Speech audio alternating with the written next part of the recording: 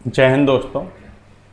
लक्ष्मीकांत की master class की श्रृंखला में हम लोग संसद के बारे में पढ़ रहे हैं और कल हमने संसद से संबंधित कई टॉपिक पढ़े थे, जैसे उनका सत्र कैसा सत्र आहूत कैसे होता है, अवसान कैसे होता है, स्थगन क्या है, विघटन क्या है, राष्ट्रपति को क्या शक्ति हैं, लोकसभा उपाध्यक्ष को क्या पावर है, अध्यक्ष का क्या पावर है, ये सब पढ़ा था। आज हम पढ़ेंगे कोरम के बारे में, गणपूर्ति के बारे में। तो ये गणपूर्ति है, संविधान के अनुच्छेद 100 में इसका वर्णन मिलता है हम लोगों को। तो कोरम या गणपूर्ति का मतलब होता है सदस्यों की न्यूनतम संख्या जिनकी उपस्थिति से सदन का कार्य संपादित होता है। ठीक है, मतलब गणपूर्ति मतलब क्या होता है, इतने गण, जैसे आपने सुना होगा गणेश, शिव गण, तो मतलब सदस्य, तो इतने सदस्य जिनकी न्यूनतम संख्या या जिनकी उपस्थिति सदन के कार्य को संपादित करने के लिए आवश्यक हो, उससे कम में सदन का कार्य संपादित नहीं हो सकता। हमने आपको प्रभावी बहुमत के बारे में बताया था कि मतलब हमारी जितना भी सदस्य संख्या है, कुल सदस्य संख्या रिक्ति को छोड़कर, मतलब हमारी लोकसभा यदि 545 की है, 543 की है, 545 की थी तो 2 अंग्ल भारतीय 104वें संविधान संशोधन के माध्यम से हटा दिए तो बचा 543। 543 मान लो 3 रिक्ति हैं, 3 के कहीं कोई सांसद वगैरह कोई डेथ वगैरह कुछ हो गया तो बचा 540। तो 540 का आधा प्लस 1 को प्रभावी बहुमत बोलेंगे। लेकिन सामान्य बहुमत को हम क्या बोलेंगे? सामान्य बहुमत में कम से कम कितने सदस्यों का होना आवश्यक है? सामान्य बहुमत में कम से कम कि मान लो ये 55 सदस्य लोकसभा में गणपूर्ति के लिए हैं, तो 55 सदस्य का आधा 27 दूनी 54, 28 सदस्य का होना आवश्यक है। अब हम आपको बताएंगे क्यों। आप 28 सदस्य से कम में कोई भी सामान्य विधेयक भी आप पारित नहीं कर सकते, जो सामान्य बहुमत की बात होती है। क्यों? क्योंकि 55 सदस्य से कम की गणपूर्ति से तो कभी सदन ही नहीं चलेगा। ठीक है, इसलिए तो आपको पता होना चाहिए बात। ये नहीं होगा कि 10 सदस्य से सामान्य बहुमत होगा, नहीं होगा।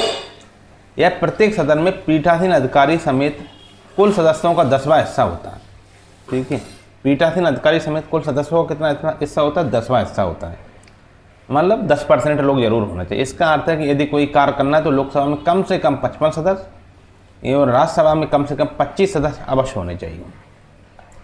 तो 55 सदस्य होंगे, फिर उनका बहुमत निकाल लीजिए तो 28 हो जाएगा। ठीक है, 28 सदस्य मिनिमम सामान्य बहुमत के लिए होते हैं, उससे कम में कोई भी काम नहीं होगा। ठीक है, तो ये अलर्टनेस होना चाहिए, क्योंकि ऐसी चीज़ें आ जाती हैं तो आप कहीं फिर गलत हो जाए तो ये, क्योंकि एग्जामिनर एक्सेप्ट करता है कि आपको गणपूर्ति या कोरम के बारे में पता हो। सदन के संचालन के समय कोरम पूरा नहीं होता है तो यह अध्यक्ष या सभापति का दायित्व है कि वह या तो सदन को स्थगित कर दे या गणपूर्ति तक कोई कार्य संपन्न न करे। तो अगर कोई पूछे कि अगर सदन का संचालन हम लोगों को करना है और कोरम पूरा नहीं है तो क्या करेंगे? तो फिर उसका जो भी पीठासीन अधिकारी होगा, अध्यक्ष होगा, सभापति होगा, पैनल का कोई भी होगा, जो भी पीठासीन अधिकारी है उस सदन का, उसका यह दायित्व है या तो सदन को वो स्थगित कर दे या गणपूर्ति तक कोई कार्य संपन्न न करे। ठीक है, ये उसका दायित्व है। ठीक है, और इसके लिए आपको अनुच्छेद 100 पढ़ लेना चाहिए। अब हम सदन में मतदान देखते हैं कैसे होता है। सदन में मतदान सभी मामलों पर सदन में या दोनों सदनों की संयुक्त बैठक में उपस्थित सदस्यों के बहुमत से निर्णय लिया जाता है। देखो, सभी मामलों में, ऐसा कोई मामला नहीं होगा, मैंने गणपूर्ति का भी उदाहरण इसीलिए दिया है, ऐसा कोई मामला नहीं है जिसमें उपस्थित सदस्यों के बहुमत से निर्णय नहीं लिया जाता हो। ठीक है, लेकिन ये कह रहे पीठासीन अधिकारी के अलावा। ठीक, पीठासीन अधिकारी के अलावा। वैसे बराबरी के निर्णय में तो पीठासीन अधिकारी भी तो कास्टिंग वोट कर ही देता है। तो सदन में या दोनों सदनों की संयुक्त बैठक में कुछ भी हो, कुल सदस्यों मतलब जो उपस्थित सदस्य होंगे वहाँ मतलब मिनिमम 55 सदस्य होंगे, उपस्थित होना चाहिए। तो मिनिमम 55 सदस्यों के या राज्यसभा के मामले में 25 सदस्यों के बैठक में उपस्थित सदस्यों के बहुमत से निर्णय लिया जाता है। ठीक है, ये बात है। संविधान में उल्लेखित कुछ विशिष्ट मामलों को हटाना आदि में प्रभावी अथवा साधारण बहुमत की जरूरत होती है, ना कि सामान्य बहुमत में। अब संविधान में कुछ विशिष्ट मामले हैं ये तो ऊपर बात हो रही थी सभी मामलों की। अब कुछ विशिष्ट मामले हैं। विशिष्ट मामले में जैसे प्रभावी, तो हमें किसी में प्रभावी बहुमत चाहिए, किसी में साधारण बहुमत की जरूरत होती है, ना कि सामान्य बहुमत की।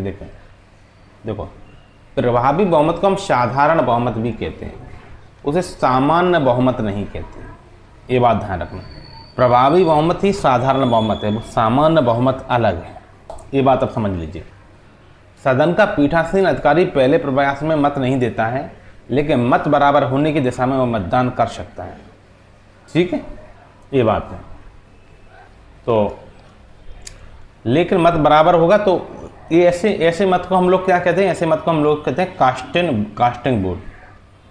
तो सदन का जो पीठासीन अधिकारी है पहले प्रयास में मत नहीं देता है, लेकिन मत बराबर होने की दशा में वह मतदान कर सकता है। ठीक है, और सदन की कार्यवाही किसी अनाधिकृत मतदान या भागीदारी या इसकी सदस्यता में किसी रिक्ति के बावजूद वैध होगी। मतलब ये कह रहे सदन का पीठासीन अधिकारी होगा पहले प्रयास में तो मत नहीं देगा, लेकिन मत बराबर हो गया तो वह मतदान कर सकता है। ठीक है, बिल्कुल सही, जिसे हम कास्टिंग बोलते हैं। अब कहते हैं सदन की जो कार्रवाई है, ऐसा नहीं हो सकता कोई ऐसा सांसद हो जो अयोग्य हो और वहाँ आके मतदान कर दिया। मतलब ऐसा हो, मैं 23 साल की उम्र में लोकसभा में चुना गया, मैंने फर्जी सर्टिफिकेट लगा दिया और मैं कोई मतदान करके आ गया हूँ उसमें सदन में। बाद में खुलासा होता भाई मेरा तो फर्जी, मैं 23 साल की उम्र का था, 25 का था ही नहीं, और मैं फर्जी सर्टिफिकेट से लोकसभा सदस्य बन गया हूँ। तो इस आधार पर उस मतदान की भागीदारी को में किसी रिक्ति के बावजूद वैध होगी। ऐसा नहीं कर सकते वो पूरा मतदान ही अवैध हो जाए मेरे कारण। तो किसी एक व्यक्ति या दो व्यक्ति के कारण वो पूरी कार्रवाई अवैध नहीं होती, वो वैध ही रहती है। ठीक, देखो एक तो अनाधिकृत मतदान की वजह से, या कोई आदमी भागीदारी कर लिया, या कोई किसी की सदस्यता रिक्त है। इसके आधार पे आप ये नहीं कह सकते कि भाई 3 सदस्य तो है ही नहीं है तो उसमें प्रभावी बहुमत 543 सदस्य होगा, 5 जितना भी है उससे हो जाएगा। ठीक है, तो सब चीज़ कॉमन सेंस की बातें हैं, लेकिन हर चीज़ फिर भी लिखना पड़ती है क्योंकि चीज़ें पूछी जाती हैं तो उसके फिर ऑथेंटिक वेरिफिकेशन कहीं ना कहीं होना चाहिए ना। कैसे हम मान लेंगे 543 होगा, 540 होगा, सबकी प्रक्रिया अलग अलग होती है, तो फिर सब कुछ लिखना पड़ता है। लोकसभा में मतदान प्रक्रिया के संदर्भ में निम्नलिखित बिंदु उल्लेखनीय है। जो लोकसभा है इसमें मतदान प्रक्रिया के संदर्भ में क्या क्या उल्लेखित है हम देख लेते हैं। नंबर 1, चर्चा के अंत में लोकसभा अध्यक्ष प्रश्न पूछकर प्रस्ताव के बारे में सदस्यों की राय आमंत्रित करते हैं। जो प्रस्ताव के पक्ष में हैं वे आए बोलें और जो प्रस्ताव के विरोध में हों नो बोलें। जैसे मान लो किसी विधेयक पर चर्चा हो रही है तो मतदान की प्रक्रिया कैसे होती है। एक तो इस तरीके से है, जब चर्चा खत्म हो गई, किसी चीज़ पे चर्चा खत्म हो गई तो लोकसभा का अध्यक्ष या राज्यसभा का सभापति जो भी होगा वो प्रश्न पूछकर प्रस्ताव के वो प्रश्न पूछेगा, पहले तो एक प्रश्न करेगा, फिर प्रस्ताव के बारे में सदस्यों की राय को आमंत्रित करेगा। कहेगा जो प्रस्ताव के पक्ष में है पहले वे लोग बोले आए, जो प्रस्ताव के विरोध में हो वो नो बोले। तो जो पक्ष में होते हैं उनकी आवाज़ ज़्यादा होगी तो उन लोगों की बात मानी जाएगी, और जो नो बोलेंगे उनकी आवाज़ ज़्यादा होगी तो उनकी बात मानी जाएगी। वो तो साउंड से पता चल जाता है। ठीक, एक तो ये है। अब आप कहोगे ये तो बहुत ओटक तरीका है। नहीं भाई, समय समय पे चीज़ें होनी चाहिए ऐसे भी। लेकिन लोकसभा अध्यक्ष तब कहते हैं, आप सुनो आगे आगे सब चीज़ मिलेगी आपको। लोकसभा अध्यक्ष तब कहते हैं मैं समझता हूँ प्रस्ताव आयस के पक्ष में है, पर नो जैसी भी स्थिति हो, यदि प्रश्न के बारे में लोकसभा अध्यक्ष के निर्णय को चुनौती नहीं दी जाती तब वे 2 बार बोलें। आयस अथवा नो जैसी भी स्थिति हो, हैव इट, और उसी अनुसार सदन के समक्ष प्रश्न का निश्चय हो जाएगा। मतलब लोकसभा अध्यक्ष कहेंगे, फिर कहेंगे भाई मैं समझता हूँ आयस के पक्ष में लोग ज़्यादा हैं, लेकिन कोई कहेगा नहीं भाई नोज के पक्ष में ज़्यादा, तो वो चुनौती हो जाएगी। चुनौती हो जाएगी तो मामला अलग तरीके से चला जाएगा, और चुनौती नहीं हो जाएगी तो इस प्रश्न के बारे में लोकसभा अध्यक्ष के निर्णय को चुनौती नहीं दी जाती तब वे 2 बार बोलेंगे। चुनौती दी जाती तो ठीक है, यदि चुनौती नहीं दी जाती तब की स्थिति बता रहे, चुनौती नहीं दी जाती तब की स्थिति है कि वे 2 बार बोलेंगे आयस। ठीक है, आयस हैव इट, और उसी अनुसार सदन के समक्ष प्रश्न का निश्चय हो जाएगा। हम समझा देंगे आपको बहुत अच्छे से, पहले आप लक्ष्मीकांत कह रहे वो समझ लीजिए। नंबर 3, यदि किसी प्रश्न को लेकर लोकसभा अध्यक्ष के निर्णय को चुनौती दी जाती है तब वह आदेश करेंगे कि लॉबी स्पष्ट हो जाए। यदि कोई चुनौती दे दे कि नहीं भाई यार तुम लोकसभा अध्यक्ष पक्षपात क्या कर रहे हो, तुम बीजेपी की हो, बीजेपी के साइड क्यों ले रहे हो, हम लोग संख्या में ज़्यादा हैं, हम चुनौती देंगे इस विधेयक को, तो फिर वो कहेंगे लॉबी स्पष्ट हो जाए। ठीक है, तब ऐसे काम नहीं चलेगा, तब फिर वो स्पष्ट की बात करेंगे। 3 मिनट और 3 सेकंड बीत जाने पर वह प्रश्न दोबारा पूछेंगे और घोषणा करेंगे कि उनकी राय में जीत ऐश की हुई है या नोज की। लॉबी स्पष्ट हो जाएगी, 3 मिनट 3 सेकंड का समय देंगे, फिर वो सेम प्रश्न फिर से पूछेंगे और फिर घोषणा करेंगे कि उनकी राय में जीत ऐश की हुई है या नोज की हुई है। ठीक है, और कौन घोषणा करता है ऐसी? लोकसभा अध्यक्ष करता है। यदि सभा अध्यक्ष को इस प्रकार घोषित की गई राय को फिर चुनौती मिलती है, अब फिर से चुनौती दे दी किसी ने, तब वह निर्देश देंगे कि मतों का स्वचालित वोट रिकॉर्डर से रिकॉर्ड किया जाए। तब स्वचालित वोट रिकॉर्डर से रिकॉर्ड करेंगे मतों को, और आय अथवा नो स्लिप का उपयोग किया जाए या फिर सदस्य लॉबी में चले जाएं। इस तरीके की बात है।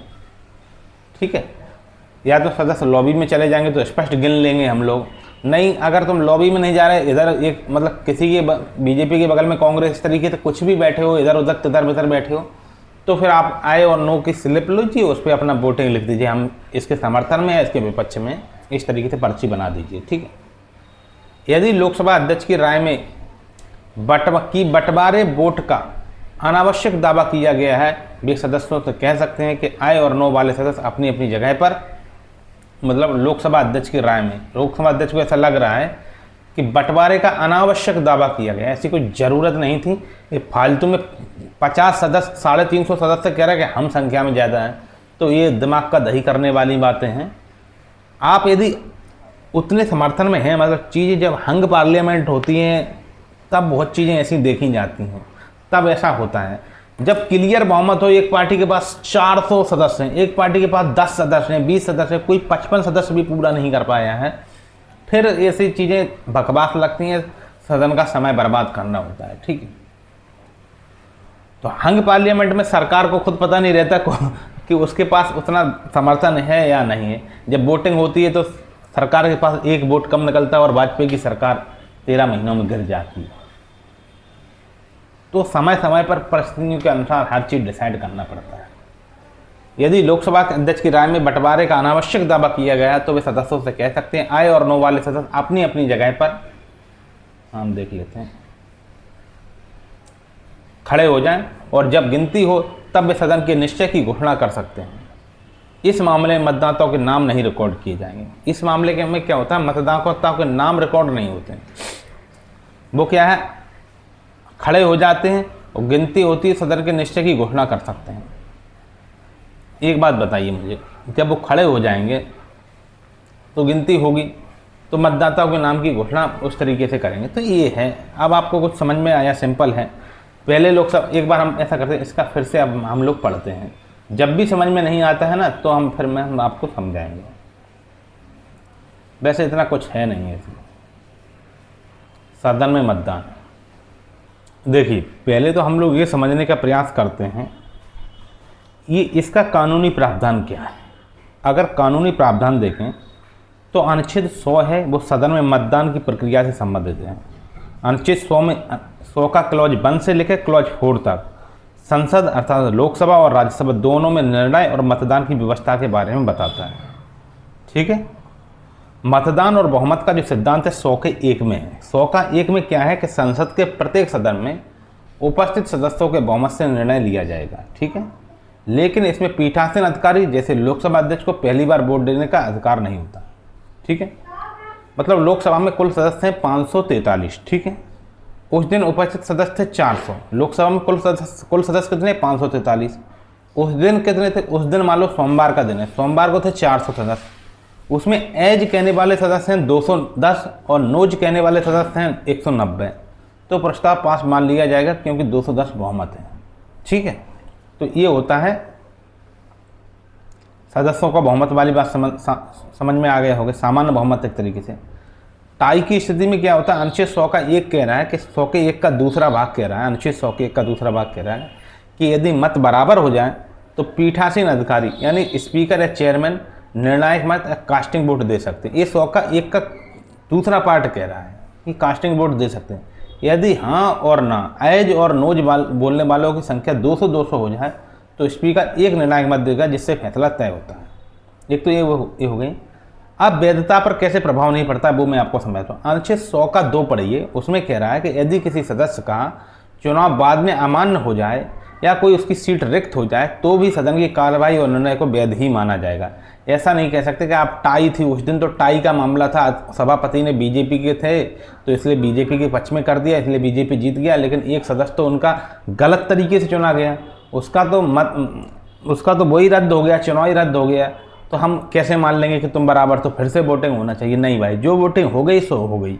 उस आधार पर ये नहीं कह सकते कि भाई जो प्रक्रिया थी वो अवैध थी, नहीं। ठीक है, ये अनुच्छेद 100 का 2 कह रहा है, मैं नहीं कह रहा हूँ ये बात। ठीक है, अब विशेष मामलों में विशेष बहुमत की बात करते हैं। संविधान के कुछ विशेष विषयों जैसे संशोधन, महाभियोग, आपातकाल के लिए सामान्य बहुमत नहीं बल्कि विशेष या प्रभावी बहुमत की आवश्यकता होती है। ठीक है, लेकिन सामान्य विधेयकों पर अनुच्छेद 100 का नियम ही लागू होता है। सामान्य बहुमत पर किसका नियम लागू होगा? अनुच्छेद 100 का नियम लागू होगा। लेकिन कुछ ऐसे होते हैं, संशोधन है, 368 के तहत संशोधन करना हो, राष्ट्रपति पे महाभियोग अनुच्छेद 61 के तहत लाना हो, 352 के तहत आपातकाल चल रहा हो, तो ये सामान्य बहुमत नहीं बल्कि विशेष या प्रभावी बहुमत की आवश्यकता उसमें होती है।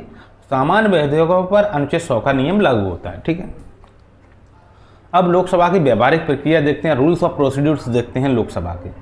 तो संविधान का अनुच्छेद जो 100 है वो केवल सिद्धांत बताता है, जबकि आपने जो हमारे जो पॉइंट्स हैं एज और नोज, वे लोकसभा के आंतरिक नियमों से संबंधित हैं। ठीक है, वो Lok Sabha rules of procedure and conduct of business rule 367 से 373 से लिए गए हैं। ठीक है, जो हम एज और नोज की जो बात कर रहे हैं, ये ऊपर में जो हम बात कर रहे थे ना एज नोज की, ये देखिए, ये यहाँ से लोकसभा में मतदान की प्रक्रिया, ये अनुच्छेद में नहीं है। अनुच्छेद 100 में केवल सिद्धांतों की बात की है। ये प्रक्रिया जो है ये Lok Sabha rules of procedure and conduct of business rule 367 से लेकर 373 से लिए गए हैं। ठीक है, ठीक है, हम 367 से 373 आर्टिकल की बात नहीं कर रहे हैं, ये हम रूल्स की बात कर रहे हैं, ध्यान रखना। ठीक है, वैसे अनुच्छेद 361 से 367 तक क्या है? ये भाग 19 में है और ये प्रकीर्ण से संबंधित बात इसमें आती है। ठीक है, और 368 से लेकर 393 तक वो अगला भाग 21 में जाएगा। ठीक है, तो हम जब चलेंगे जब देख लेंगे। अब इसमें क्या होता है इसे पहले समझते हैं। सदन में प्रश्न या प्रस्ताव रखा जाता है तो स्पीकर कहते हैं जो सदस्य प्रस्ताव के पक्ष में हो वे कहें ए और जो विरोध में हो वे कहें नो। स्पीकर के राय के अनुसार निर्णय हो जाता है। I think ayes have it, speaker कहेंगे I think ayes have it, मतलब स्पीकर की राय एज के पक्ष में चली गई।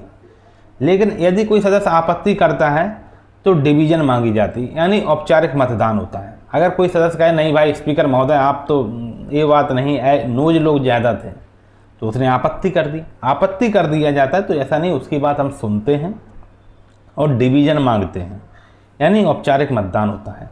और औपचारिक मतदान कैसे हो सकता है? बटन दबाकर होता है, ऑटोमेटिक वोटिंग रिकॉर्डर से हो सकता है, स्लिप देकर हो सकता है, या लॉबी में जाकर हो सकता है, अलग अलग लॉबी बना दी जाए उसकी। ठीक है, और टाई की स्थिति में, इसमें भी टाई की स्थिति आ जाती है, दोनों बराबर बराबर 200-200, तो फिर स्पीकर का कास्टिंग वोट निर्णायक मत, मतलब इधर भी 200 उधर भी 200, तो स्पीकर चाहें उसे वोट दे सकते हो। लेकिन स्पीकर किसको चाहेंगे? हमारे भारत में स्पीकर तो अपनी सदस्यता छोड़ता नहीं है ना, स्पीकर अपनी सदस्यता नहीं छोड़ता है तो वो जिस पार्टी से उसी को वोट देगा, सिंपल है ये बात। तो मान लो अब लोकसभा में पेट्रोल पर टैक्स घटाने का प्रस्ताव आया है कि हम लोकसभा में क्या करेंगे, पेट्रोल पर टैक्स घटाना है हम लोगों को। उपस्थित सदस्य हैं 543 टोटल हैं, जिसमें 400 आज सोमवार के दिन आए हैं। ठीक है, तो हाँ में कितने लोगों ने मत दिया? हाँ में 195 लोग गए, ना में भी 195 चले गए। ठीक है, और जो दोनों बराबर हैं, अब क्या होगा, लोकसभा अध्यक्ष निर्णायक मत देगा, कास्टिंग वोट देंगे। यदि भी ना में वोट देते तो प्रस्ताव गिर जाएगा। मतलब यही अनुच्छेद 100 से है कि यदि वो ना में देते हैं प्रस्ताव गिर जाएगा, हाँ में देते हैं प्रस्ताव पास हो जाएगा, ये बात है। ठीक है, अब आप पूरा पढ़ लीजिए। चर्चा के अंत में लोकसभा अध्यक्ष प्रश्न पूछते हैं एज और नो के बारे में, और लोकसभा अध्यक्ष कहते हैं मैं समझता हूँ एज के पक्ष में ज़्यादा हैं, तो नो जैसी स्थिति भी है। तो यदि प्रश्न के बारे में लोकसभा के अध्यक्ष के निर्णय को चुनौती नहीं दी जाती तब वे 2 बार बोलेंगे एज हैव इट, और उसी अनुसार सदन के समक्ष प्रश्न का निश्चय हो जाएगा। अगर चुनौती नहीं दी जाती तो वो कितने बार बोलेंगे, तो वो 2 बार बोलेंगे, ताकि लोग सुन लें। क्या पता लोगों ने सुना नहीं हो अध्यक्ष महोदय क्या कर रहे हैं, तो 2 बार बोल के कहेंगे एज हैव इट। ठीक है, नहीं आप कहोगे नहीं महाराज ये गलत बोल रहे हैं आप, स्थिति बराबर बराबर है, दोनों तरफ से 195 पढ़ेंगे। आप बहुत दिमागदार, तो वो कहेंगे ठीक है वोटिंग कर लो। वोटिंग कर लेते हैं, आपने भी 195 दे दिए, वो भी 195 दे दिए। अब लोकसभा स्पीकर का हक है वो किसकी तरफ जाएंगे, वो जिसकी तरफ जाएंगे वो प्रस्ताव चला जाएगा। अगर नो की तरफ जाएंगे तो प्रस्ताव गिर जाएगा। यदि किसी प्रश्न को लेकर लोकसभा अध्यक्ष के निर्णय को चुनौती दी जाती है, चुनौती दी जाएगी तो आदेश करेंगे कि लॉबी स्पष्ट हो जाए, और फिर 3 मिनट 3 सेकंड बीत जाने पर वह प्रश्न दोबारा पूछेंगे और घोषणा करेंगे कि उनकी राय में जीत एज की हुई या नोज की हुई। लॉबी स्पष्ट करेंगे, पहले तो वो क्या करेंगे, लॉबी स्पष्ट कर देंगे। लॉबी स्पष्ट 3 मिनट 3 सेकंड बाद फिर से वही प्रश्न पूछेंगे, फिर कहेंगे एज की हुई नोज की। लेकिन यदि सभा अध्यक्ष को इस प्रकार घोषित की गई राय को फिर से चुनौती दे दी जाए, अब ये दूसरी चुनौती है, अब तो लॉबी स्पष्ट करने से भी काम नहीं चल रहा है, तब वो निर्देश देंगे कि भाई ऐसा करें वोटिंग कर ले, तो जो ऑटोमेटिक वोट रिकॉर्डर है उससे वोट कर लेते हैं, या फिर एज तथा नोज की स्लिप दे देंगे, या फिर सदस्य कहेंगे स्पष्ट लॉबी में चले जाएं। ठीक है, यदि लोकसभा अध्यक्ष की राय में बंटवारे का अनावश्यक दावा किया गया तो वे सदस्यों से कह सकते हैं कि आए और नो वाले सदस्य अपनी अपनी जगह पर खड़े हो जाएं। तब पर्ची में भी तुम लोग संतुष्ट नहीं हो रहे तो कहेंगे भाई अपनी अपनी जगह पर खड़े हो जाए, हम लोग गिनती कर लेंगे। जब गिनती हो जाएगी तब वे सदन के निष्ठा की घोषणा कर सकते हैं। इस मामले में मतदाताओं के नाम रिकॉर्ड नहीं किए जाएंगे। ठीक है, तो ये उनका अंदर का प्रक्रिया है, संविधान का अनुच्छेद नहीं है, लेकिन अब जब हम लोग पढ़ रहे हैं तो इतना अच्छे से पढ़ना है। अब हम पढ़ेंगे मतदान के तरीकों के बारे में। मतदान के तरीके लोकसभा में अपनाए गए या मतदान के विभिन्न तरीकों को नीचे समझाया गया है। ठीक है, इसमें एक 13 का बी भी लिखा है ऊपर में, देखो वो हमें कहीं नीचे लक्ष्मीकांत में मिल जाएगा। पहला मतदान का तरीका है ध्वनि मत। कौन सा मत? ध्वनि मत। ध्वनि मत में क्या है, किसी सदस्य द्वारा किए गए प्रस्ताव पर अध्यक्ष द्वारा रखे गए प्रश्न पर निर्णय करने की यह एक सरल विधि है, और इस पद्धति के तहत सदन के समक्ष प्रश्न हाँ या नहीं जैसा भी मामला हो द्वारा निर्धारित किया जाता है। ध्वनि मत क्या है? किसी सदस्य द्वारा किए गए प्रस्ताव पर, कोई सदस्य उसने एक प्रस्ताव रखा, उस पर अध्यक्ष द्वारा रखे गए प्रश्न पर निर्णय करने की यह एक सरल विधि है। मतलब अध्यक्ष क्या करते हैं, सदन के सामने कहेंगे भाई वो मध्य प्रदेश की ग्वालियर लोकसभा से ये सदस्य हैं और इन्होंने ये मत रखा है, वो सदन के सामने रख देंगे अध्यक्ष महोदय। अब प्रश्न पर निर्णय करने का सबसे सरल विधि कौन सी है? एक सरल विधि है कौन सी? ध्वनि मत। इस पद्धति के तहत सदन के समक्ष प्रश्न हाँ या नहीं जैसा भी मामला हो द्वारा निर्धारित किया जाता है। अब आपका कोई छोटा मोटा बिल है, वो कहेंगे चलो बताइए ये हाँ या ना, तो हाँ के पक्ष में ज़्यादा वोट है, ना के पक्ष में ज़्यादा वोट है, उससे इसका डिसीजन हो जाता है। ये होता है ध्वनि मत। ठीक, अब हम देखते हैं मत विभाजन। मत विभाजन आयोजित करने की 3 विधियां हैं। ठीक है, अगर ध्वनि मत से काम नहीं चलेगा तो मत विभाजन अर्थात डिवीजन किया जाएगा, और डिवीजन की 3 विधियां हैं। स्वचालित वोट रिकॉर्डिंग से काम कर लो, सदस्य में हाँ और नहीं वाली पर्चियां बनवा लो, या सदस्यों को लॉबी में भेज दो। इन 3 विधियां हैं। ठीक है,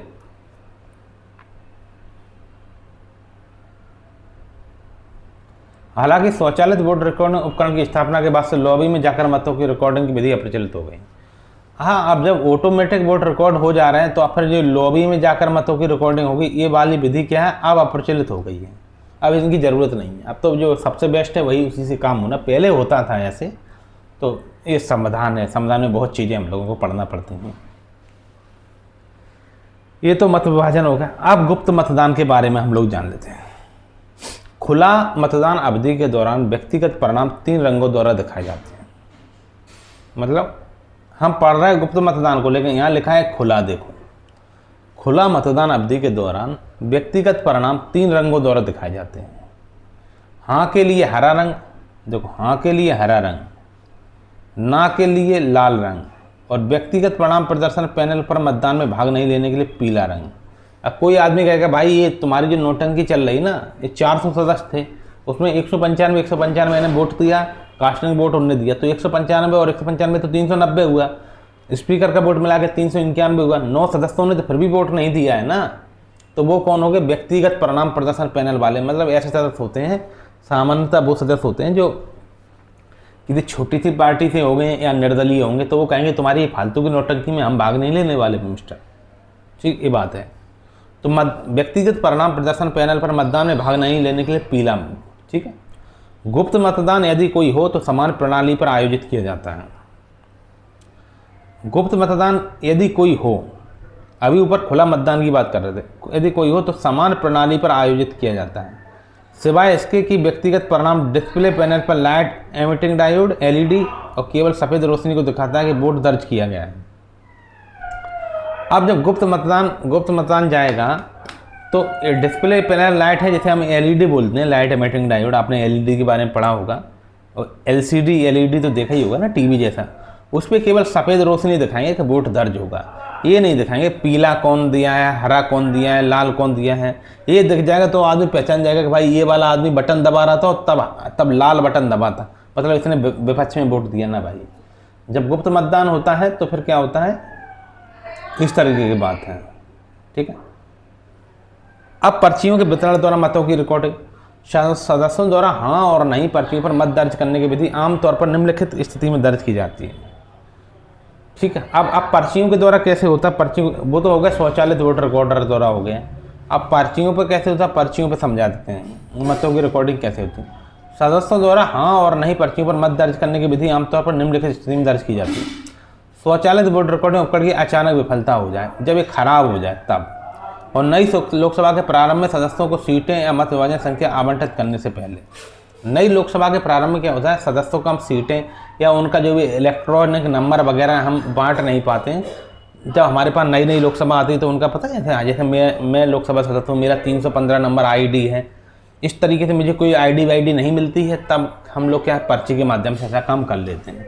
नई लोकसभा के प्रारंभ में आमतौर पर नई लोकसभा के प्रारंभ में हम लोग पर्चियों से काम चलाते हैं। ठीक है। क्योंकि सदस्यों को सीटें या उनका जो मत का डिवीज़न है वो संख्या नंबर, वो उसका नंबर हम बांट नहीं पाते हैं। आप आए, आपको मैंने 123वां नंबर दिया लोकसभा में, तो तब वो आपकी जो मशीन होगी 130 नंबर से काउंट करेगी, 123 नंबर हाँ के पक्ष में जा रहा है ना के पक्ष में जा रहा है, वोट नहीं दे रहा। अभी तो आपको नंबर ही नहीं मिला है, तो आप ऐसा करिए एक पर्ची पे हाँ या ना लिख दीजिए। ठीक है।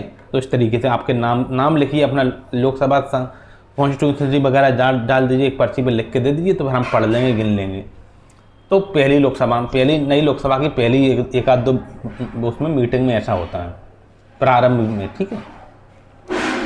और औपचारिक मत विभाजन के बजाय सदस्यों की उनके स्थान पर भौतिक गणना भी हो सकती है। हम मत विभाजन न करके ऐसा करें, एक जगह लोगों को खड़ा कर लें। यदि अध्यक्ष की राय में मत विभाजन का अनावश्यक रूप से दावा किया जाता है तो वह क्रमशः हाँ और नहीं वाले सदस्यों में अपने, मतलब ऐसा होता है, कई लोग तो ऐसे ही वो कर अध्यक्ष का एज एंड नोज, अब अध्यक्ष ने कहा एज वाले लोग ज़्यादा हैं, अब आप खड़े हो जाओ, आप कहने लगो महाराज, या नोज वाले ज़्यादा हैं, तो उसे लगता है कि ये तो फालतू की बकवास कर रहे हैं, फालतू की वोटिंग चाहते हैं, कुछ नहीं, इन्हें तो वो स्वचालित वोट रिकॉर्डर देखना है कि वो कैसे काम करता है कैसे काम नहीं करता, वो सदन की टाइमिंग खराब कर रहा है। तो फिर लोकसभा अध्यक्ष एक बात बोलेंगे, ऐसा करेंगे जो लोग हाँ के पक्ष में वो खड़े हो जाएं, पता चलेगा 450 लोग खड़े हो गए हैं। अब कहें ना के पक्ष में कौन खड़ा हो जाए, पता होगा 2 आदमी खड़े हुए हैं, तो फिर वोटिंग कराने का कोई मतलब नहीं है, तो कहेंगे कि आप सदन का टाइम बर्बाद कर रहे हैं। यह जानकारी हमने लोकसभा के आधिकारिक वेबसाइट डिजिटल संसद से ली गई है, लक्ष्मीकांत कह रही है। ठीक है। हर कोई कहीं ना कहीं से जानकारी लेता है, देखिए, तो इनने जानकारी कहां से ली, डिजिटल संसद से ली है जानकारी। और गिनने पर वह सदन के निर्णय की घोषणा करते हैं, मतलब वो खड़े कर देंगे, खड़े होकर गिन लेंगे और सदन के निर्णय की घोषणा कर सकते हैं। कहेंगे एज के पक्ष में तो 500-600 लोग दिखाई दे रहे हैं और नोज के पक्ष में 1 या 1.5 लोग हैं तो फिर कहेंगे ठीक है। हाँ, जब स्थिति लगभग बराबर होती है तब डिवीजन किया जाता है, तब मत डाले जाते हैं, जब पता है दोनों तरफ से कांटे की टक्कर है। जब कोई टक्कर ही नहीं है तो फिर कोई बात ही नहीं। ऐसे मामले में विशेष सदस्यों के बहुमत से मतदान दर्ज नहीं किए जाते। ऐसे मामले में विशेष सदस्यों के बहुत से मतदान, मतलब ऐसा होता है, ये सामान्य बहुमत की बात कर रहे हैं। ठीक है।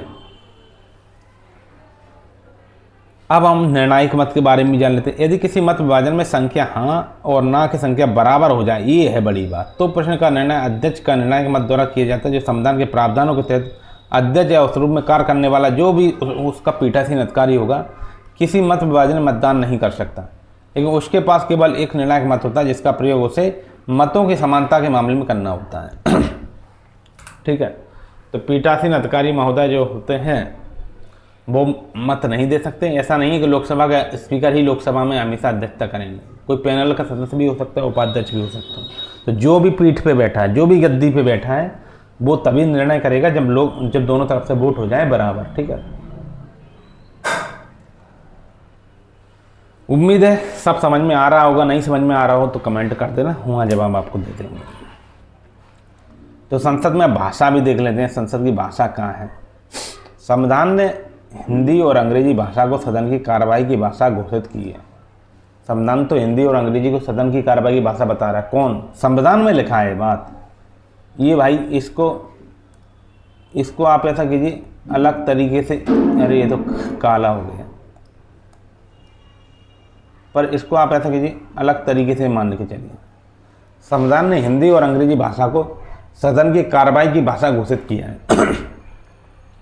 ठीक है, तो ये ध्यान रखना है, संविधान कह रहा है ना, ये नहीं समझ लेना ये परंपरा है। ठीक है, तो इस तरीके की बात है। अच्छा, ये जो बात है, जो इस भाषा की बात की जा रही है, ये संविधान में तो कहीं के संविधान के किस अनुच्छेद में ये कहा गया है बताइए? तो अनुच्छेद जो है अनुच्छेद 120, संसद में कार्रवाई के लिए भाषा हिंदी या अंग्रेजी होगी।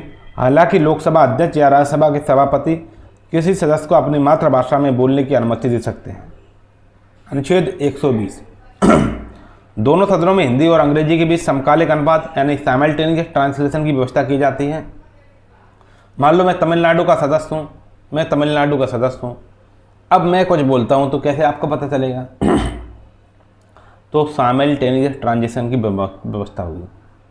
ठीक है, दोनों सदनों में हिंदी और अंग्रेजी के बीच समकालिक अनुवाद की व्यवस्था की जाती है। यदि कोई सदस्य संविधान की 8वीं अनुसूची में सूचीबद्ध किसी अन्य भाषा में बोलना चाहता है तो उसकी बातों का हिंदी या अंग्रेजी में अनुवाद उपलब्ध होगा।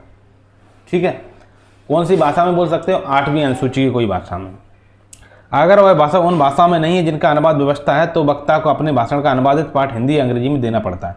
यदि भाई आपकी भाषा 8वीं अनुसूची की भाषा नहीं है और मेरे पास कोई ऐसा उपकरण उपलब्ध नहीं है जिससे मैं हिंदी या अंग्रेजी में अनुवाद कर सकूं, तो फिर क्या होगा?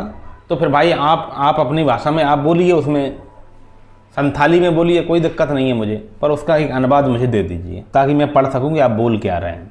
ये अनुच्छेद 120 में है। ठीक है, ये बात हो गया। चलिए आगे पढ़ते हैं। संविधान ने हिंदी और अंग्रेजी भाषा को सदन की कार्रवाई की भाषा घोषित किया। हालांकि पीठासीन अधिकारी किसी सदस्य को अपनी मातृभाषा में बोलने का अधिकार दे सकता है। दोनों ही सदनों में समानांतर रूप से अनुवाद की व्यवस्था है। दोनों सदनों में संविधान की 8वीं अनुसूची में निर्दिष्ट किसी भी भाषा में हिंदी और अंग्रेजी में दिए गए भाषणों की एक साथ भाषांतरण के लिए सुविधाएं उपलब्ध हैं। आप महाराज आप ऐसा करिए, 8वीं अनुसूची किसी भी भाषा में बोलो, हम उसे हिंदी और अंग्रेजी में ट्रांसलेट कर लेंगे, चिंता मत कीजिए। इसलिए 8वीं अनुसूची की सभी भाषाओं में आप बोल सकते हो, कोई दिक्कत नहीं। 22 भाषाएं हैं 8वीं अनुसूची की, और उसका पूरा एक ट्रिक है, वो common push bag of common board mass, ये आप ये पूरी ट्रिक है। इससे जैसे बोर्ड मास से बी से बोडो डोगरी मैथिली संताली, ये हो गया बोर्ड मास। ठीक है, कॉमन KMN कोंकणी मणिपुरी नेपाली, इस तरीके से। ठीक है, तो KTM pushback of KTM common board mass, ये है। ठीक है, कि मैंने उसमें भाषा के बारे में मेरा कोई एक लेक्चर पढ़ा होगा, देख लेना, सारी भाषाएं याद हो जाएंगी। वहाँ क्लासिकल भाषाएं जो 11 हैं उनके बारे में ही बताया गया है। ठीक है, ये संविधान के अनुच्छेद में मिल जाती हैं। जो भाषाएं अनुसूची 8वीं अनुसूची में, जो क्लासिकल भाषाएं एक वो अलग मैटर हो जाता है। ठीक है, तो भाषा में हिंदी और अंग्रेजी में दिए गए भाषणों की एक साथ भाषांतरण की सुविधाएं उपलब्ध हैं। तथापि यदि कोई सदस्य सभा को किसी ऐसी भाषा में संबोधित करता है जिसके लिए समकालिक भाषांतरण की सुविधा का उपलब्ध नहीं है तो उसे अपने भाषण की हिंदी या अंग्रेजी में अनुवाद प्रति उपलब्ध करानी होगी। सीधा कह रहे हैं कि आप 22 भाषा में बोलो तो हम हिंदी अंग्रेजी में ट्रांसलेट कर लोगे, लेकिन आपकी मातृभाषा तो कुछ ऐसी भाषा है जो हमारे पास उपलब्ध ही नहीं है, तो फिर आप ट्रांसलेट करके दीजिए। तो आप अपने भाषण को हिंदी या अंग्रेजी में अनुवाद की एक प्रति दे दीजिए। आप अपना पर्सनल सचिव रखो, उससे जो भी बोल रहे हैं उससे अनुवाद करा के लाओ, तब हमें दे दो कि आप क्या बोल रहे हैं, तो हम देख लेंगे। ठीक है, मना नहीं कर रहे हैं बोलने से, आप अपनी भाषा बोलिए, पर हमें समझ में भी तो आना चाहिए, इसके लिए एक अनुवाद करा के आप दे दो। तथापि यह व्यवस्था की गई थी कि संविधान लागू होने की तिथि के 15 वर्षों बाद अंग्रेजी स्वमेव समाप्त हो जाएगी। यह तिथि 1565 थी। वैसे राजभाषा अधिनियम 1963 हिंदी के साथ अंग्रेजी की निरंतरता की अनुमति देता है, लेकिन ऐसा फिर संविधान तो कह रहा था 15 साल बाद ही खत्म हो जाएगी, लेकिन फिर बनाया राजभाषा अधिनियम 1963। उसने कहा हिंदी के साथ साथ अंग्रेजी भी चलती रहेगी। तो इससे संबंध में कुछ और अनुच्छेद आपको बता दूं तो ज़्यादा ठीक रहेगा। अनुच्छेद 343 आप पढ़ो, और उसमें राजभाषा हिंदी का प्रावधान है कि राजभाषा हिंदी होगी 343 में। मतलब भारत संघ की राजभाषा हिंदी होगी और उसकी लिपि देवनागरी होगी और अंकों की भारतीय शैली होगी। परंतु संविधान ने कहा था कि संविधान लागू होने के 15 वर्ष बाद अंग्रेजी का प्रयोग समाप्त कर दिया जाएगा, लेकिन व्यवहार में ऐसा नहीं हुआ, क्योंकि संसद ने राजभाषा अधिनियम 1963 पारित किया, जिसने हिंदी के साथ अंग्रेजी की निरंतर उपयोग को जारी रखने की अनुमति दे दी है। अब 343 से 351 तक हम क्या करते हैं, राजभाषा संबंधी और भी प्रावधान देख लेते हैं। तो 343 संघ की राजभाषा हिंदी पर अंग्रेजी का प्रयोग ट्रांजिशन अवधि में जारी रहेगा 15 साल में। फिर राजभाषा अधिनियम 1963 आया, वो 2025 तक भी खींच के ले गया उसे और आगे भविष्य में ले जाएगा। ठीक है, ऐसा ना हो वो दूसरा प्रावधान पहले ही प्रावधान को समाप्त ना कर दे। ठीक है। अनुच्छेद 344 कह रहा है राजभाषा आयोग और संसद की समिति की स्थापना की बात करता है। राजभाषा आयोग जो होता है और संसद की जो समिति होती है, हिंदी से संबंधित जो भाषा से संबंधित समितियाँ होती हैं, उनकी स्थापना की शक्ति 344 से था। इसे कैसे याद रखें, अनुच्छेद 44 जो है समान नागरिक संहिता की बात करता है, और हमारे यहाँ समान नागरिक तभी होंगे जब उनकी भाषाई विविधता दूर हो जाएगी। ठीक है, तो ऐसे इसके लिए हमें राजभाषा आयोग का गठन करना पड़ेगा। 345, 346 और 347 कह रहा है राज्यों की राजभाषा से संबंधित प्रावधान के मतलब तमिलनाडु अपने यहाँ प्रावधान कर सकता है कि वो तमिल में कोई काम करे। उत्तर प्रदेश और तमिलनाडु के बीच में कोई मतलब कोई व्यापार हो रहा है या कोई लेन देन हो रहा है तो फिर कौन सी भाषा में होगा। इस तरीके के प्रावधान 345, 346 और 347 तक बीच मिल जाएंगे। 348 कह रहा है सुप्रीम कोर्ट और हाई कोर्ट की विधायी अधिनियम में अंग्रेजी के प्रयोग की अनुमति देता है। ये जो 343 दे रहा था वो तो संसद में दे रहा था, लेकिन 348 कोर्ट में दे रहा है। 349, 350, 351 हिंदी के विकास और प्रसार के दिशा निर्देश दे रहा है। लास्ट वाले जो 3 अनुच्छेद हैं वो हिंदी के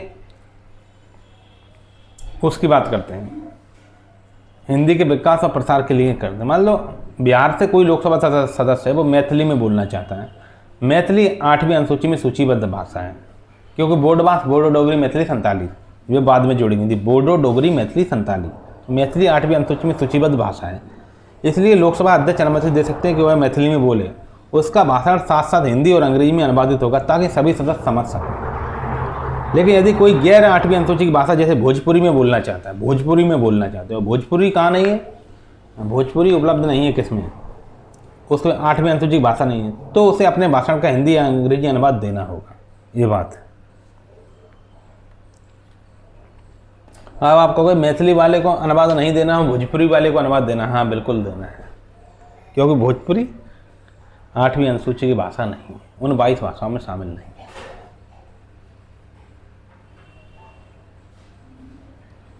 मंत्रियों महान्यायवादी के अधिकार हम देख लेते हैं। मंत्रियों महान्यायवादी के अधिकार, सदन का सदस्य होने के अतिरिक्त प्रत्येक मंत्री एवं भारत के महान्यायवादी को इस बात का अधिकार होता है कि वह सदन में अपने विचार व्यक्त कर सकता है। आप सदन के सदस्य हैं, उसके अलावा आपको अतिरिक्त में एक अधिकार है कि वह सदन में अपने विचार व्यक्त कर सकते हैं, सदन की कार्रवाई में भाग ले सकते हैं, दोनों सदनों की संयुक्त बैठक में भाग ले सकते हैं। ये सदन की किसी समिति जिसके वे सदस्य हैं की बैठक या कार्रवाई में भी भाग ले सकते हैं। आप कोई समिति के सदस्य हो तो उसमें तो बैठक कार्रवाई में भाग ले सकते हैं, लेकिन मतदान के अधिकार के बिना इसे संवैधानिक बंद के पृष्ठभूमि में 2 कारण हैं। अब हम इसके 2 कारण भी देख लेते हैं। ऐसा कहाँ है भाई, मतदान नहीं दे सकते, बाकी सब कुछ कर सकते हैं आप लोकसभा के सदस्य और राज्यसभा में भाग लीजिए, कोई दिक्कत नहीं, क्योंकि आप मंत्री महोदय हैं ना, तो आप ले सकते हैं। अब प्रधानमंत्री राज्यसभा में नहीं जा सकते, बिल्कुल जा सकते हैं क्योंकि प्रधानमंत्री हैं। तो एक मंत्री उस सदन की कार्रवाई में भाग ले सकता है जिसका वह सदस्य नहीं है। दूसरे शब्दों में एक मंत्री जो लोकसभा का सदस्य है राज्यसभा की कार्रवाई में भाग ले सकते हैं, उसी तरह एक मंत्री जो राज्यसभा का सदस्य है लोकसभा की कार्रवाई में भाग ले सकता है। ठीक है, क्योंकि वो मंत्री वो सरकार में है, तो सरकार ऐसा कर सकती है। क्योंकि पूछ तो आप सदन कहा जा रहा, सरकार से तो प्रश्नकाल में प्रश्न किससे पूछा जाएगा, सरकार से। एक मंत्री जो किसी भी सदन का सदस्य नहीं है, किसी भी सदन का, मान लो मुझे मंत्री बनाया जाता है, मैं कानून का बहुत बड़ा जानकार हूँ और मैं किसी भी सदन का सदस्य नहीं, तो मैं दोनों सदनों में भाग ले सकता हूँ। लेकिन यह उल्लेखनीय है कि कोई भी मंत्री बिना किसी सदन का सदस्य बने 6 माह तक ही मंत्री रह सकता है। दोनों सदनों में भाग ले सकता हूँ, उनकी संसद की सम्मति में जा सकता हूँ, सब कुछ कर सकता हूँ, लेकिन वोटिंग नहीं कर सकता हूँ। जैसे न्यायवादी भी वोटिंग नहीं कर पाते हैं भाई, भले ही दोनों सदन में भाग लेते हैं, तो जिसके आप सदस्य नहीं हो वहाँ वोटिंग नहीं कर पाइएगा। ये बात अंतर इतना है, वोटिंग कर दोगे फिर उससे वोटिंग गड़बड़ा जाएगा ना। जैसे अभी तो कांटे का मैच है, 195 दोनों साइड में पड़ रहे हैं, लोकसभा अध्यक्ष उसमें दे रहा है वोट, और आप फालतू में जाके वहाँ वोट डाल दीजिएगा तब तो फिर कहानी ही खराब हो जाएगी। तो इसलिए ये ठीक है। अब हम देखते हैं लेमडक सत्र के बारे में। लेमडक सत्र क्या होता है? ये नई लोकसभा के गठन से पूर्ववर्ती लोकसभा का अंतिम सत्र होता है। मतलब 17वीं लोकसभा का अंतिम सत्र था तो उसे लेमडक सत्र हम लोगों ने बोला था। अब 18वीं लोकसभा चालू हो गई, ठीक है। तो नई लोकसभा के गठन से पूर्ववर्ती लोकसभा का अंतिम सत्र जो होता है उसे लेमडक सत्र बोलते हैं। पूर्ववर्ती लोकसभा के वे सदस्य जो नई लोकसभा हेतु निर्वाचित नहीं होते लेमडक कहलाते। लेमडक सत्र का है मतलब आप अभी सांसद हो आप, तो आप अगली 18वीं लोकसभा में नहीं आ पाए तो उसे बोलेंगे वो लेमडक सांसद थे, ठीक है। लेमडक वर्ष 1957 और 1962 के दौरान जब लोकसभा के आम चुनाव हुए थे तो नई लोकसभा के 3 सत्रों के अतिरिक्त पूर्ववर्ती लोकसभा का एक सत्र भी नई लोकसभा के चुनाव होने और उसके परिणाम की घोषणा होने के बाद आयोजित किया गया था। मतलब हम शुरुआत की 1957 की, दूसरे आम चुनाव 1962, तीसरे आम चुनाव के दौरान जब लोकसभा के आम चुनाव हुए तो नई लोकसभा के 3 सत्रों के अतिरिक्त, जो नई लोकसभा गठित हुई थी उसके 3 सत्रों के अतिरिक्त पूर्ववर्ती लोकसभा जो पहले की लोकसभा थी उसका एक सत्र भी नई लोकसभा के चुनाव होने और उसके परिणामों की घोषणा होने के बाद, मतलब उनका चुनाव हो चुका था, उनके परिणाम आ चुके थे और पता चल चुका था कि अब ये सांसद हार चुके हैं चुनाव में, फिर भी वो लोकसभा में आके भाग ले रहे हैं क्योंकि वो लेमडक सत्र था। लेकिन इससे पहले कि नई लोकसभा विधिवत गठन हो चुका था, ये लोकप्रिय रूप से लंगड़ा बतख सत्र के रूप में जाने जाते थे। लेमडक सत्र कहलाता था। इन सत्रों का उद्देश्य लेखानुदान पारित करना था ताकि सरकार नई लोकसभा के गठन तक जारी रह सके। और ऐसा काहे होता था भाई, ऐसा काहे करते थे कि वो आप तो पता चल गया वो उन लोकसभा का मतलब जो आज के सांसद हैं, मान लो पुराने टाइम पे क्या होता था, 500 सदस्य की लोकसभा है, मान लो 500 सदस्य की लोकसभा है तो 400 सदस्य तो लगभग वही चुन के आ जाते थे। क्यों आ जाते थे वो चुन के? पहले क्या होता था, जो आदमी एक बार जीत गया वो लगातार जीतता रहता था, वन पार्टी सिस्टम था। फिर भी किसी जगह कोई राजा महाराजा किसी को हरा देते थे, कांग्रेस को, या फिर कोई राजा महाराजा को हरा देता था, तो ऐसा होता था। कांग्रेस किससे हारते थे? कहीं कहीं जैसे कोई पॉपुलर राजा होता था वो कांग्रेस को हरा देता था अपने राज्य में, तो ठीक है, तो फिर वो उनका जो कांग्रेस का जो सदस्य था उसे हरा दिया वो, तो अब वो आएगा अगली लोकसभा में। लेकिन जो पहले से था, जैसे एक बार अटल बिहारी वाजपेयी जो हमारे प्रधानमंत्री रहे, उन्हें ग्वालियर के राजा माधवराव सिंधिया ने हरा दिया था, ठीक है। तो इस तरीके से हरा देते थे वो, ठीक है, ताकि सरकार नई लोकसभा के गठन तक जारी रह सके। हालांकि तीसरी लोकसभा का सत्र लेमडक नहीं रहा। तीसरी लोकसभा है उसका सत्र क्या, लेमडक नहीं रहा। ये कहे ऐसा सत्र काहे बुलाते थे? ताकि लेखा अनुदान हो सके, कुछ पैसे वैसे की व्यवस्था हो सके, तो हम जो नई लोकसभा गठित होगी 1-2 महीना पीछे, 15 दिन पीछे, तब तक हम अपना खर्च चला सकें, ठीक है। तो दूसरी लोकसभा का सत्र लेमडक नहीं रहा क्योंकि चौथी लोकसभा का गठन चौथे आम चुनाव के परिणाम घोषित होने के तुरंत बाद किया गया था।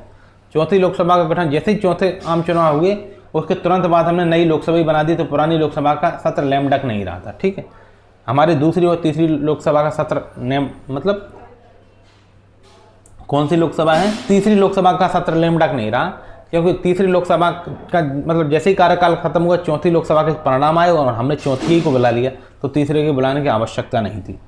नई लोकसभा के पहले सत्र में लेखा अनुदान पारित किया गया था, तो फिर जो नई लोकसभा आई उसने अपने पहले ही सत्र में लेखा अनुदान पारित कर दिया, ठीक है, ये बात है।